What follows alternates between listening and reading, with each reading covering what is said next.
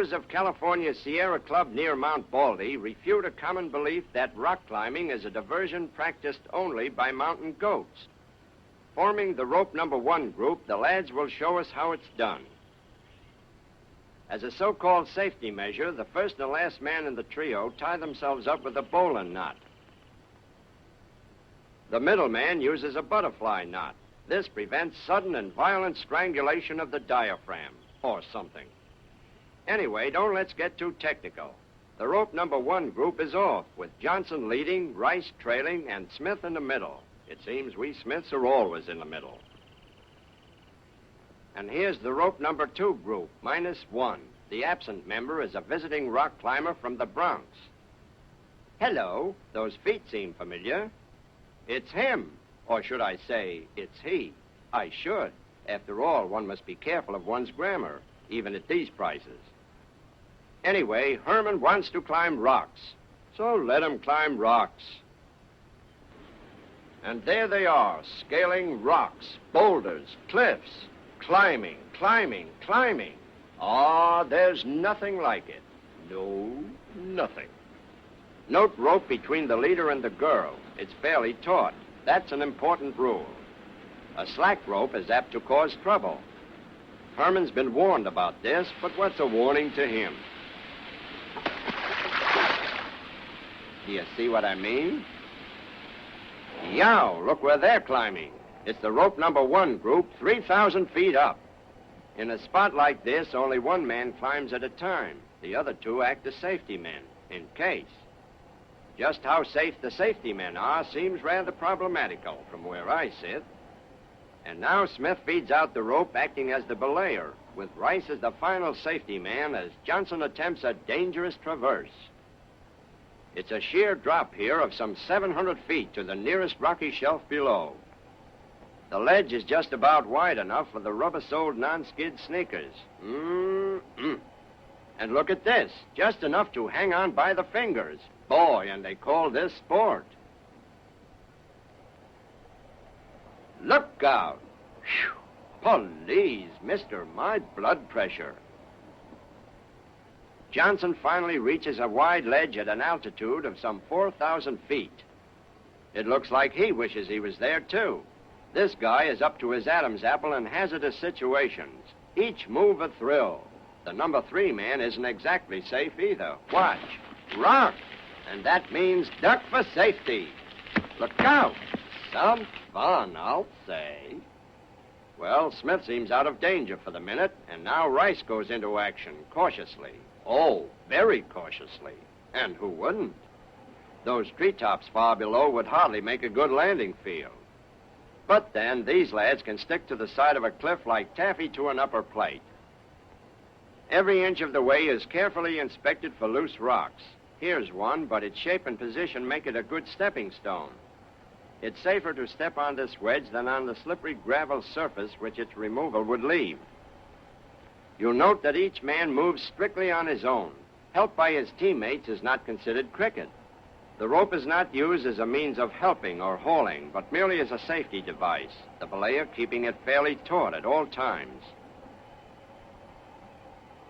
Meantime, it seems our rope number 2 group is having its own troubles. On a high ledge, Herman acts as a human stepping stone. Careful. A vigorous sport. For this sort of thing, you must be as fit as a fiddle, a crack fiddle, and that's Herman all over.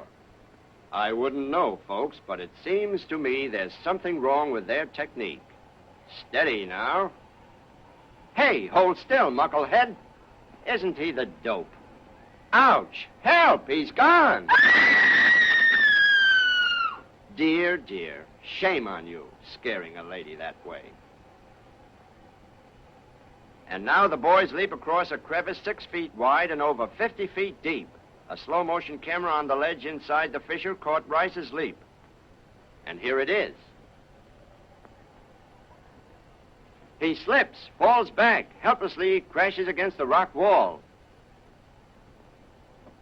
Only the skill and the strength of the belayer above saved Rice's life, and possibly the lives of all 3. Here's one time that rope is used as an aid to the climber, and boy, can he use aid.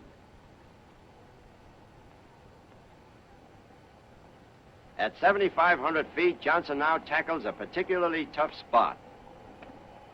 Below, Smith uses a standing hip belay. And Rice, with the rope under his thigh, uses a sitting hip belay. Fancy that. To negotiate a difficult overhanging climb such as this, the piton plays an important part. Here's the piton. It's hammered into a crack. Made of wrought iron, no one ever bothers removing it.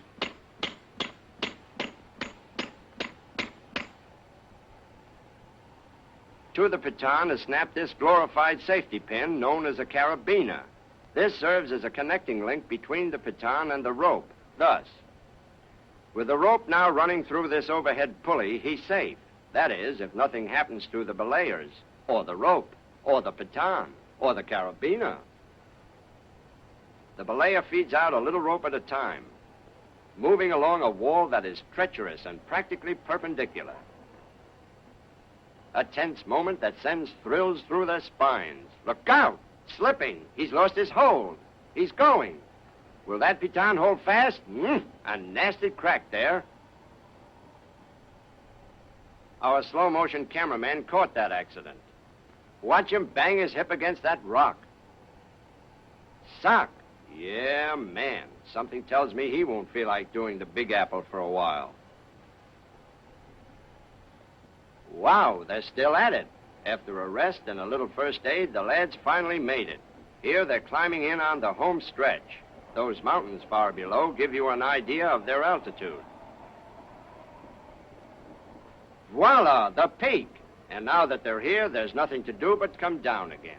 Wonderful. For their return from this 8,500-foot perch, they use a longer rope, and the last man up is the first man down. Note how he puts the double rope around his left hip and over his right shoulder.